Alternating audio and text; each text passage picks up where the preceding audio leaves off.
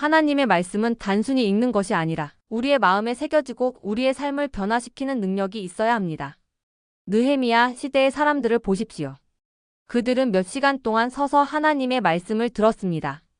그들은 진리를 갈망했고 하나님께서 무엇을 말씀하시는지 듣기를 원했습니다. 그리고 단순히 듣는 것으로 끝나지 않았습니다. 그들은 깨달았고 이해했고 결국 순종했습니다. 이것이 바로 하나님의 말씀이 가져야 하는 영향력입니다. 이해와 변화, 그리고 기쁨. 저는 설교를 준비할 때 단순히 본문을 한두 번 훑어보지 않습니다. 저는 계속해서 읽고 또 읽고 묵상하며 말씀을 제 마음에 새깁니다. 왜냐하면 내가 먼저 하나님의 말씀을 붙잡지 않으면 다른 사람들에게도 제대로 전할 수 없기 때문입니다. 저는 말씀을 읽으며 하나님께서 무엇을 말씀하시는지 깊이 고민합니다. 그리고 성경 속 다른 이야기들이 어떻게 이 말씀을 설명하는지 찾습니다. 왜냐하면 성경을 가장 잘 해석하는 것은 성경 자체이기 때문입니다. 하나님께서 한 곳에서 하신 말씀은 다른 곳에서도 동일한 원리로 나타납니다. 그래서 저는 하나님의 말씀이 우리 삶에 어떻게 살아 움직이는지, 어떻게 현실에 적용되는지 보여주고 싶습니다. 예를 들어 아브라함의 믿음에 대해 이야기해 봅시다. 로마서에서 아브라함이 하나님의 약속을 의심하지 않았다고 합니다. 하지만 우리를 돌아보면 어떻습니까? 우리는 하나님의 약속을 얼마나 자주 의심합니까? 하나님께서 공급하신다고 했지만 정말 그러실까 걱정하고 하나님께서 역사하신다고 했지만 혹시나 하는 마음으로 불안해합니다. 성경을 보면 하나님의 약속 앞에서 흔들렸던 사람들이 많습니다. 예를 들어 엘리사의 시대에 사마리아 성이 극심한 기근에 시달릴 때 하나님의 선지자가 내일이면 식량이 넘칠 것이라고 예언했지만 한 관리가 하나님이 하늘의 창을 연다 해도 가능하겠느냐? 라고 비웃었습니다.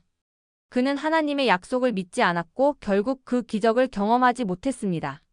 하나님은 역사하시지만 우리가 믿음으로 나아가지 않으면 그 축복을 누리지 못할 수도 있습니다. 오늘날 사람들은 진리를 갈망합니다. 그러나 교회에 가서도 채워지지 않고 여전히 목말라 하는 경우가 많습니다. 심리학, 철학, 동기부여 강연은 있지만 하나님의 말씀을 깊이 있게 가르치는 곳은 점점 줄어들고 있습니다. 사람들은 인간의 지혜가 아니라 하나님의 음성을 듣기를 원합니다. 그리고 하나님의 말씀은 들을 때 변화가 일어나야 합니다. 그것이 바로 강해 설교의 중요성입니다.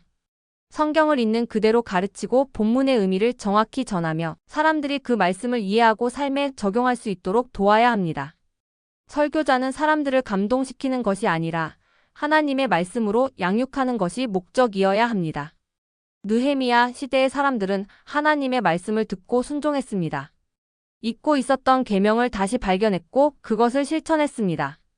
하나님의 말씀은 단순한 정보가 아니라 우리의 삶을 변화시키는 능력입니다.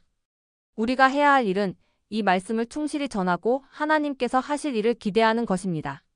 하나님께서 주신 말씀을 가감없이 전하며 하나님의 백성을 올바른 길로 인도하는 것이 우리의 사명입니다. 그러니 다시 한번 결단합시다.